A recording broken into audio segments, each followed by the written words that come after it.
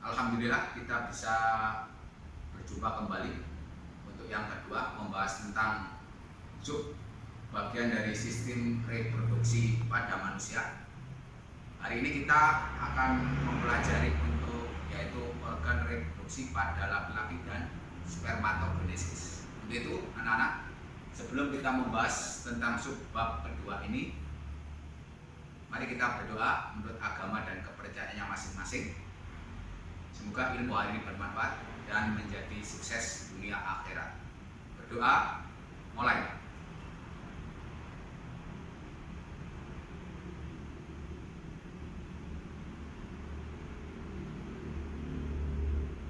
Oke, sebelum memulai kegiatan pembelajaran ini, tolong siapkan alat tulis Anda, buku Anda, HP Anda, atau laptop Anda untuk menyesuaikan dengan materi ini tentang organ reproduksi pada laki-laki dan spermatogenesis. Oke, yang kita pelajari seperti ini. Jadi organ reproduksi pada laki-laki ini nanti silakan Anda bisa mendownload ataupun mencari gambar-gambar ini. Jadi alat reproduksi, yaitu alat kelamin laki-laki dapat dibedakan menjadi seperti ini. Alat reproduksi luar yang dalam peta konsep sudah saya berikan gambarnya, yaitu merupakan alat reproduksi yang terletak pada bagian luar tubuh dan dapat diamati secara langsung. Itu namanya alat reproduksi luar pada laki-laki. Ini adalah organ reproduksi pada laki-laki. Oke. Nah. Oke. Alat bagian reproduksi laki-laki yang luar pertama adalah penis. Jadi kita pernah melihat mungkin anak-anak laki-laki itu kencing, itu berarti melalui organ apa? Yaitu melalui organ penis. Jadi penis itu berfungsi sebagai saluran kencing atau urin dan sebagai saluran sperma. Penis terbentuk dari otot dan tidak memiliki tulang. Pada ujung penis terdapat struktur seperti lipatan kulit yang disebut dengan uluk prefur. Uluk inilah yang dipotong saat seseorang khitan. Jadi nanti di dalam materi itu ada sebuah pertanyaan, manfaat dengan kita berkhitan itu apa? Jadi nanti tolong setiap pertanyaan itu diselesaikan. Terus ada yang namanya skrotum. Nah, pada bagian dekat penis terdapat kantong yang terlihat seperti lipatan-lipatan kulit yang disebut dengan skrotum. Pada skrotum tersebut terdapat dua buah sepasang testis atau buah zakar yang berbentuk bulat telur. Skrotum juga berfungsi menjaga suhu testis agar sesuai untuk produksi sperma. Itu adalah skrotum. Sekarang kita masuk ke alat reproduksi dalam. Ya. Alat reproduksi dalam merupakan alat reproduksi yang terletak pada bagian dalam tubuh dan tidak dapat diamati secara langsung. Jadi itu nanti ada yang namanya testis.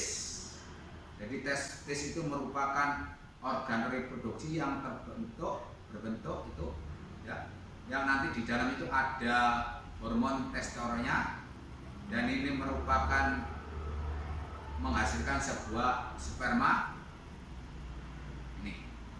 Jadi nanti sperma itu nanti ada yang produksi di sini, testis itu. Oke, lanjut. Kita membahas tentang saluran sperma yang disebut dengan epididymis. Silakan dibaca tentang saluran sperma itu atau yang disebut dengan epididymis itu. Silakan dibaca ini. Oke. Ya. Kita lanjutkan alat kelamin laki-laki yang pada bagian dalam, yaitu ada kelenjar reproduksi.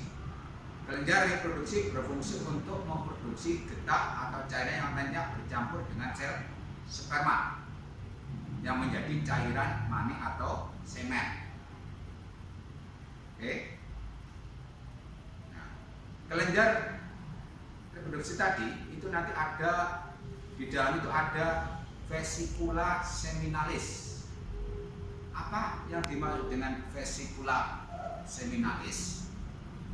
Yaitu yang menghasilkan cairan yang bersifat basa atau alkali yang mengandung fruktosa, yaitu gula monosakarida. Ada hormon prostaglandin dan protein pembekuan ini. Oke. Terus ada kelenjar prostat yang menghasilkan cairan keputih-putihan yang mempunyai pH itu derajat keasaman dan mengandung beberapa zat, yaitu ada asam sitrat dan enzim. Terus ada kelenjar koper, yaitu ada disebut dengan bulbu uretra yang menghasilkan lendir dan cairan yang bersifat basah. Oke, kita masuk ke bagian lagi, yaitu tentang spermatogenesis. Silakan dilihat di gambar itu. Jadi spermatogenesis nanti akan mengalami pembelahan. Ada yang spermatosit primer, nanti ada yang spermatosit sekunder dan menjadi spermatid, terus menjadi seperti ini, sperma ini.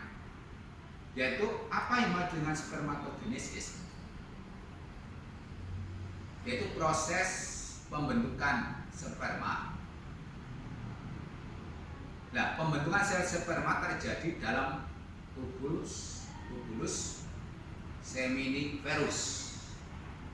Nih, tubulus seminiferus adalah saluran panjang yang berkelok-kelok tempat pembentukan sperma.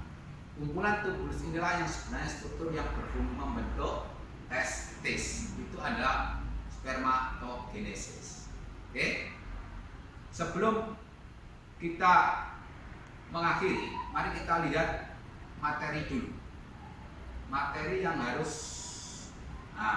kita buka. Silakan kembali lagi dibuka bukunya, ya, buku panduannya ilmu pengetahuan alam. Nih, di dalam materi itu ini ada struktur dan fungsi sistem reproduksi pada manusia. Ini ada organ reproduksi pada laki-laki. Seperti ini ada spermatogenesis. Ini silakan dibaca. Oke. Nah, organ reproduksi pada laki-laki. Ini, nah, di dalam buku itu nanti ada sebuah tugas. Nah, ini tolong diselesaikan. Jadi silakan kamu gambar, kamu selesaikan di buku tugas. Ini, jadi nanti ini A itu apa, B itu apa, C itu apa. Nah, keterangan setelah kamu jawab itu kamu selesaikan. Nanti di bawahnya ada sebuah keterangan. Ini ada penis, ada struktur testis itu mana? Oke, itu yang harus Anda selesaikan. Nah, tadi saya sudah mengatakan ada alat kelamin luar. Nah, penis itu. Ya. Nah, ini tadi saya sudah mengatakan, juga kamu jawab mengapa seorang laki-laki dianjurkan untuk berkhitan, kira-kira manfaatnya apa kita itu. Ada skrotum, terus ada alat kelamin dalam yang terdiri dari testis. Tadi saya sudah mengatakan di sini nanti ada hormonnya, yaitu ada hormon testosteron. Ya. Nah, hormon testosteron itu apa? Silakan Anda baca. Ini ada. Ya.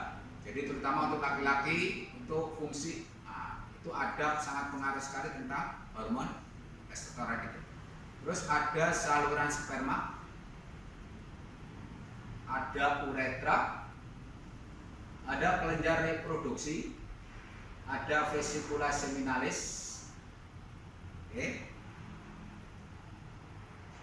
Nah, ini silakan kamu cari, juga kamu selesaikan di buku tugasmu. Zat yang bersifat basa itu fungsinya apa? Hormon, prostaglandin, protein pembukaan itu apa? Oke. Lanjut, ada kelenjar prostat. Silakan Anda juga baca begini ini untuk sebagai pengetahuan kalian. Ya.